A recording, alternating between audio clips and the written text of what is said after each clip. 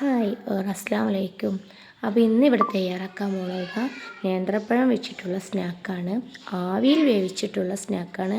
കൂടുതൽ ഇൻഗ്രീഡിയൻസ് ഒന്നും ആവശ്യമില്ല. ഞാൻ നേന്ത്രപ്പഴം ഒരു 4-5 എണ്ണം എടുത്തിട്ടുണ്ട്. അതൊന്ന് ജസ്റ്റ് വാട്ടി കൊടുക്കുക.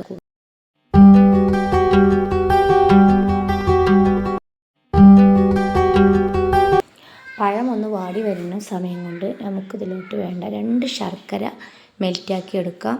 ആ ശർക്കര പാനി ഈ പഴം വാട്ടിയതിലേക്ക് ആഡ് ചെയ്ത് കൊടുക്കണം. അതുപോലെ അതാ 1 കപ്പ് തേങ്ങ ചിരകിയത് ഒന്ന് ജസ്റ്റ് ഒന്ന് വഴറ്റി കൊടുക്കുക. അതിലോട്ട് ഏലക്കായ് പൊടിച്ച പൊടി 1 ടീസ്പൂണ് ആഡ് ചെയ്ത് കൊടുക്കാം.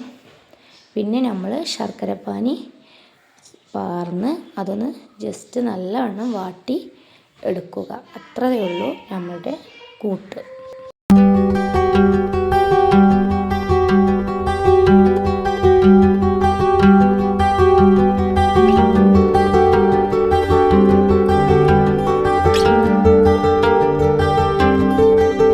പിന്നെ ആവശ്യമുള്ളത് ഗോതമ്പ് പൊടിയാണ്. ആ ഗോതമ്പ് പൊടിയിലേക്ക് ആവശ്യത്തിന് ഉപ്പ് എടുക്കുക.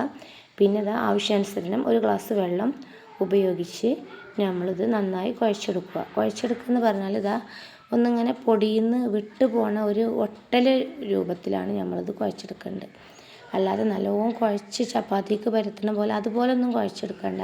ഈ ഒരു പരുവാകുമ്പോൾ നമ്മൾ സ്റ്റോപ്പാക്കുക. ജസ്റ്റ് ഒന്നിങ്ങനെ കുഴച്ചാൽ മതി. പിന്നെ വാഴയിലെടുക്കുക. അതൊന്ന് ജസ്റ്റ് കൈ കൊണ്ട് വെള്ളം നനച്ചിട്ട് നമ്മളിതാ അതിൽ പൊടി എടുക്കുക. ഇതിങ്ങനെ സ്പ്രെഡ് ചെയ്ത് കൊടുക്കുക. കൈമ വെള്ളമാക്കി കൊടുക്കട്ടെ ഇടയ്ക്ക്. നമുക്ക് ഒട്ടലില്ലാതെ ക്ലീനായി റെഡിയാക്കി കിട്ടും. പിന്നെ അതിലേക്ക് പഴം മിക്സ് ആഡ് ചെയ്യുക. ഇത് ആവിയിൽ വേവിച്ചെടുക്കുക. പെട്ടെന്ന് തയ്യാറാക്കാൻ പറ്റുന്ന സിമ്പിൾ പഴം കൊണ്ടുള്ള അടയാണ്. എല്ലാവർക്കും അറിയായിരിക്കും. എന്നാലും ഞാൻ എൻ്റെ രീതിയിൽ ഉണ്ടാക്കുന്നത് ഒന്ന് ജസ്റ്റ് കാണിച്ചു തന്നു. ഇത് ആവിയിൽ വേവിച്ചെടുത്ത കുട്ടികൾക്കും മുതിർന്നവർക്കും ഒക്കെ ഇഷ്ടപ്പെടുന്ന ഒരു പലഹാരമാണ്. കൂടുതൽ എണ്ണയൊന്നും ചേർക്കാത്ത ഒരു നാടൻ ഇലയടയാണ്. ഇഷ്ടമായ അപ്പോൾ ലൈക്ക് ചെയ്യുക, ഷെയർ ചെയ്യുക, കമൻറ്റ് ചെയ്യുക. സബ്സ്ക്രൈബ് ചെയ്യാത്തവരുണ്ടെങ്കിൽ സബ്സ്ക്രൈബ് ചെയ്യുക. Thanks for watching.